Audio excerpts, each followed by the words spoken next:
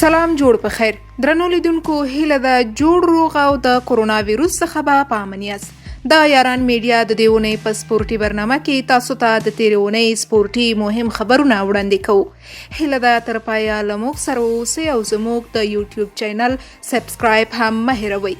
د افغانستان کرکټ ملي لوبډلې مخکښ او نامتو لوبغاړی راشد ارمان له اوږده ځنډ وروسته په راشد خان کرکټ اکاډمۍ کې تمرینونه پیل کړي دي. 21 کلن راشد خان ارمان پر خپله رسمي ټویټر پاڼې تمریناتي ویډیو خپره کړې او ورسره لیکلي دي خوښ یم چې له اوږده ځنډ وروسته بیرته کرکټ ته راستون شوم. د راپورونو له مخې راشد خان ارمان د ملي لوبډلې سره په یو میاشتني تمریناتي کمپ کې د مور د مړینې او یو شمېر نورو ستونزو له کبله ګډون ونه کړ. راشد خان ارمان په هیواد دننه او بهر کې یو پیژندل شوی نامتو توپ اچوونکی دی. هغه د افغان لوبډلې لپاره تر دې دمه 3 ټیسټ 8 ورځنۍ او 140 بیا 20 ورځې لوبې ترسره کړې دي. راشد خان ټیسټ لوبو کې 20 وکټې او ورځنیو لوبو کې 110 وکټې او 20 ورځو لوبو کې بیا 9 وکټې اخیستې دي. د افغان لوبډلې ترڅنګ راشد خان ارمان په بنگلادیش، هندوستان، ویسټ انډیز، انګلستان، استرالیا او سویلي افریقا لیګونو کې لوبېدلی دی.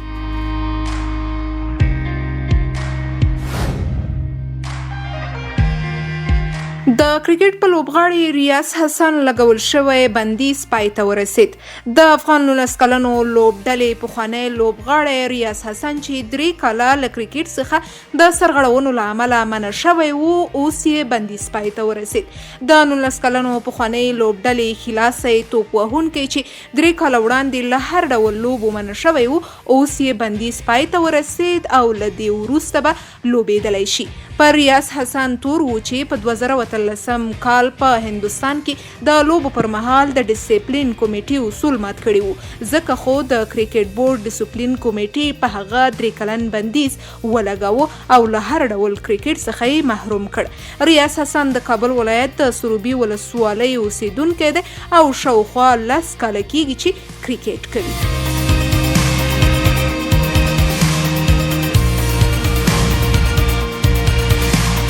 هندي لوبډله د خپل هیواد په ځای اماراتو کې تمرینونه کوي. د هندوستان په کرکټ بورډ کې یو شمېر سرچینو نړیوالو رسنیو ته ویلي چې هند کرکټ بورډ خپلو لوبغاړو ته یو تمریناتي کمپ د هند پر ځای متحده عربي اماراتو کې برابروي.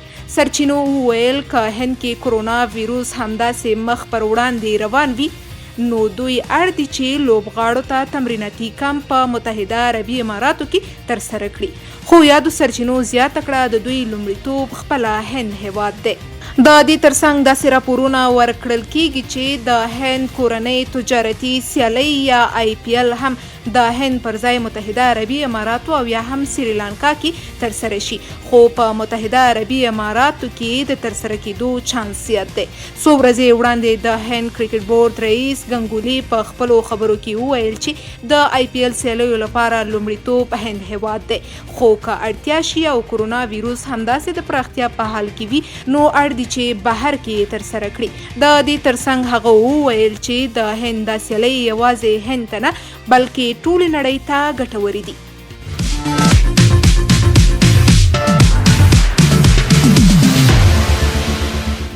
ریال ماډریډ د لالیګا لیګ اتلولي خپله کړه. د اسپانیا هیواد د فوټبال لالیګا لیګ د 9 پړاو اتلولي تېره شپه ریال ماډریډ فوټبال لوبډلې تر نورو لوبډلو د ډیرو نمرو په خپلولو سره ترلاسه کړه. تېره شپه د اسپانیا هیواد لالیګا لیګ د 18مې اونۍ لوبې ترسره شوې چې پکې ریال ماډریډ ویاریال ټیم ته 2 ګولونه پر 1 ماته ورکړه او د دې لیګ لومړی مقام یې خپل کړ. دا چې د دې لیګ د 1 اونۍ لوبې لا هم پاته دي خو ریال ماډریډ ځکه اتلولي ترلاسه کړه چې د بلې قوي لوبډلې بارسلونا سره جدول کې 7 نمرې توپیر درلود. پرونی اتلولي د ریال ماډریډ 14 هغه وه چې په لالیګا کې یې خپلوي. تر ریال ماډریډ راوروسته 26 ځلې بارسلونا، 10 ځلې اتلتیک ماډریډ، 8 ځلې اتلتیک بلباو، 6 ځلې والنسیا، 2 ځلې ریال سوسیداد، خو لا کورنیا، سویا او ریال بیټیس بیا یو ځلې د دې لیګ اتلولي ترلاسه کړې ده. د اسپانیا هیواد د فوټبال کورنۍ سیالۍ لالیګا هر کال د 20 قوي لوبډلو ترمنځ ترسره کیږي چې هره لوبډله یو د بل په وړاندې 2 ځلې لوبیږي. که په وروستۍ کې د هرې لوبډلې امتیازونه ډېر وه نو هغه لوبډله لومړی مقام خپلوي. د ویکیپیډیا د معلوماتو له مخې د دې لیګ 9 پړاو به د روان کال سپټمبر میاشتې په 12 نیټه پیل سي.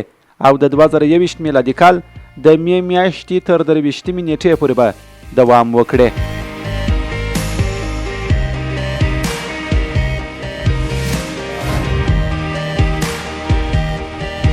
او د فوټبال نړیوال جام نوي کلن سو. د فوټبال نړیوال جام نوي کال مخکې په 1910 میلادي کال کې د لومړي ځل لپاره د جولای په 14مه نیټه پیل سو او په همدې نیټه 90مه کلیزه وه. د فوټبال نړیوال جام لومړی وار د اوراګوای هیواد په کوربتوب د 1910 میلادي کال د جولای میاشتې له 14مې بیا تر 30مې نیټې پورې ترسره سو چې د کوربه هیواد په اتلولۍ سره پای ته ورسېد. نړیوال جام ډېر 15 ځلې برازیل، 4 ځلې جرمني، 4 ځلې ایټالیا، 2 ځلې ارجنټاین، 2 ځلې فرانسې، 2 ځلې اوراګوای او یو ځلې بیا فرانسې او اسپانیا هیوادونو ګټلی. د دې جام 21م پړاو هغه 2 کلونه مخکې د فرانسې په کوربتوب ترسره سو چې د کوربه هیواد په لومړي مقام خپلولو سره پای ته ورسېد.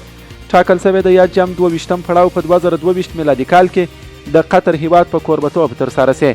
دا سیالۍ په هرو 4 کلونو کې یو ځل د 2 نامتو او قوي هیوادونو ترمنځ ترسره کیږي. تر اوسه د دې جام 21 پړاوونه ترسره شوي دي.